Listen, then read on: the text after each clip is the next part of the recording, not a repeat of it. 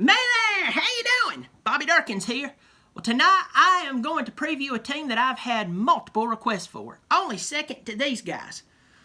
I can let you guess who it is. This team's won almost 900 games in their existence.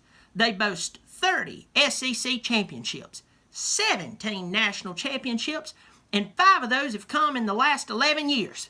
Who could it be? The Carolina Gamecocks.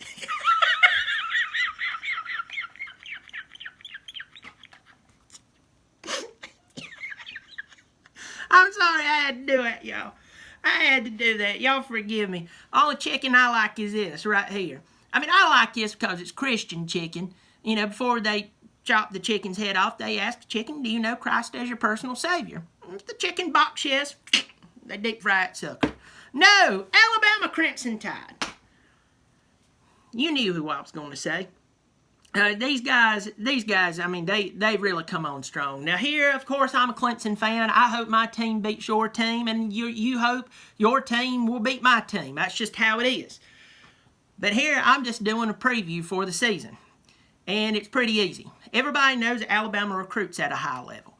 Though you lost a lot on defense this past year, you only returned 3 defensive starters. 2 of your top players you brought in right off the bat were DBs. Starting with Savion Smith and Patrick Surtain. I mean, you're just going to reload. You reload. Clemson's reloading with talent. You've been doing this longer than Clemson has. I mean, I have to admit that. But at the end of the day, both our teams are recruiting at a high level. And when you do recruit at a high level, you can lose a lot of people, but plug in really good talent because, well, last year you recruited well. So you see how this old cycle keeps spinning. Really, the national championship set up this whole controversy at the quarterback position. Now, I'm going to go ahead and say this. This is from an outsider's view. And y'all could say this to me about Kelly Bryant versus Trevor Lawrence because we've got quite a competition going on at quarterback ourselves. You have a guy who is a 12-1 starter. Some people credit him with that Syracuse loss, but I don't know if y'all remember, he was knocked out most of the game. So, I mean, like, they knocked out, eyes closed. So I don't credit him with that. I credit him with one loss, and that was to y'all. 12-1 starter, but you see some inconsistencies in the passing game. He's really athletic, but then you bring in Trevor Lawrence, who is outrageous. In y'all's case, you've got a guy who got you to 2 national championships, all right? He lost 1. He's struggling against Georgia, and then you bring in the most famous person on any college campus, especially when there's a quarterback problem, the second-string quarterback. Now, I know Tua is not just any other quarterback. He's not any other second-string guy. Tua, and I've called him Tugla because it's hard to pronounce his last name, and nobody waste your time putting up a pronunciation key up there. I ain't going to read it, and I'm probably still going to mispronounce it. But I like Tua. I mean, he plays for the wrong team, in my opinion, but I like him. He's not one of these punk kids who's running around telling the world why they owe him a free scholarship and money on top of that, on top of the women that probably throws themselves at them, and, you know, some of the easy coursework they may give them in the classroom. It happens everywhere, okay? It is what it is. He just seems like a good kid, and I've heard good things about him. But a lot of hype's been made over Tua just because I know he's had some good plays during the season. All right, I've seen him. I've watched Alabama during the season. I ain't off him under my little Clemson rock.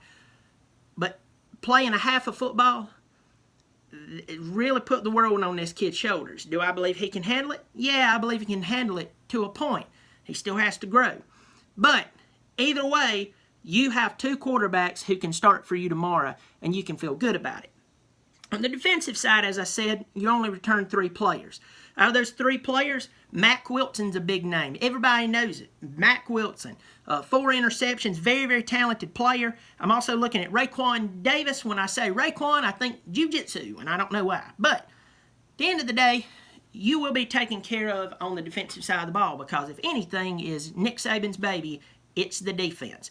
That's his bread and butter. He will not have that messed up. That's why it was hard for me to say whether Kirby Smart was going to be a good head coach at Georgia or whether Jeremy Pruitt's going to be a good head coach at Tennessee, because we all know that of all things, Saban is not going to let his defense suck.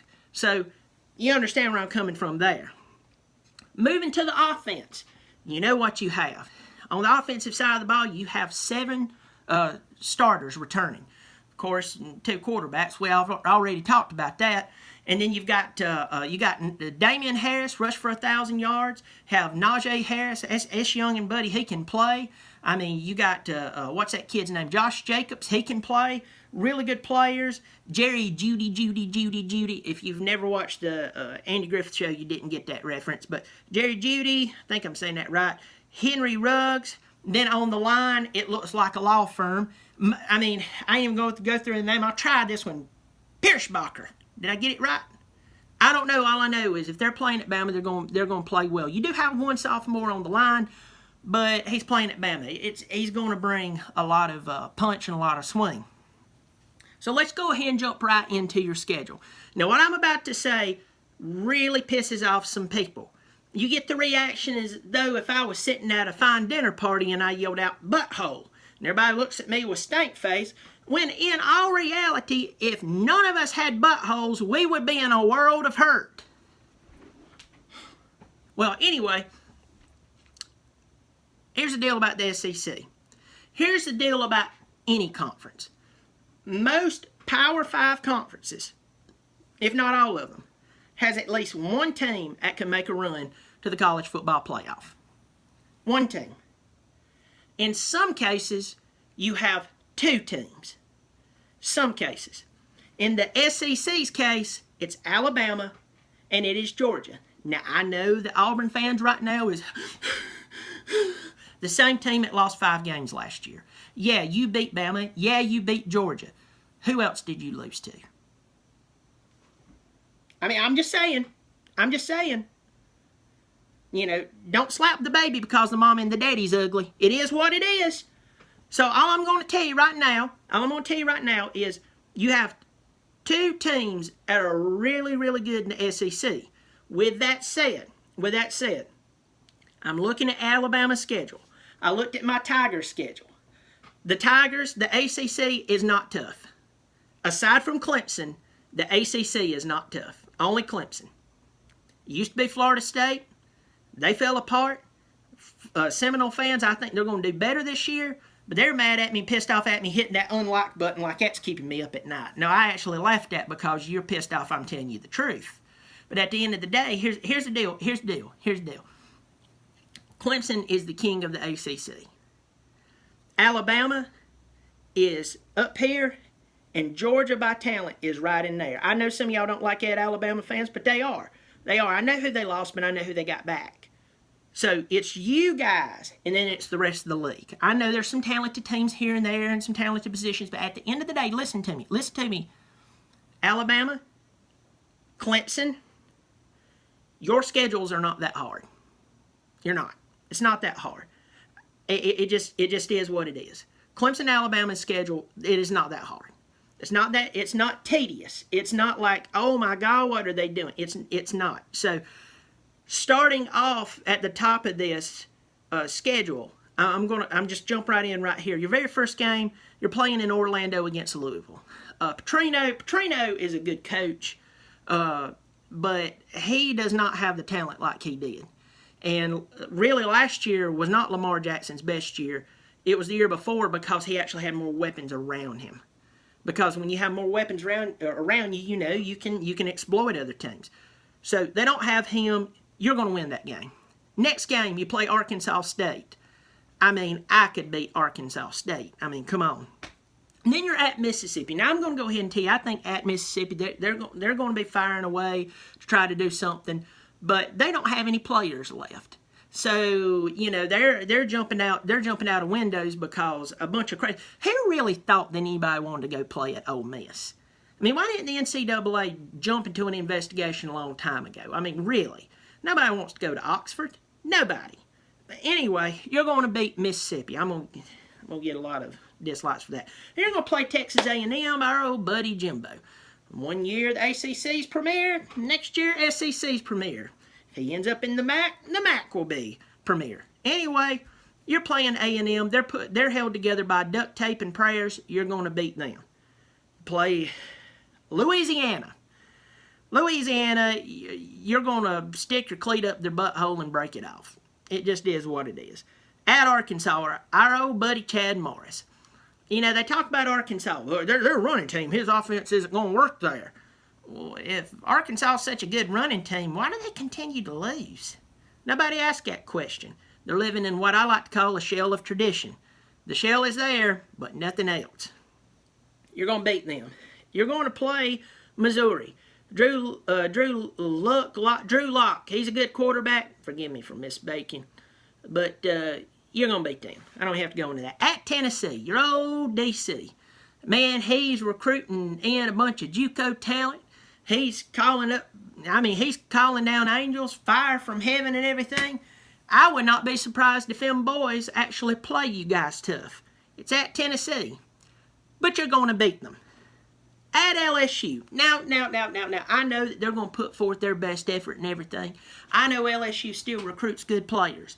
But let's just be honest with ourselves. Even when they had Beckham and Landry, they still could manage to make them boys look average.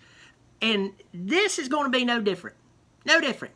You're going to beat LSU at LSU. It's going to be loud. Everybody's going to be drunk. They're going to be calling down Cajun spirits.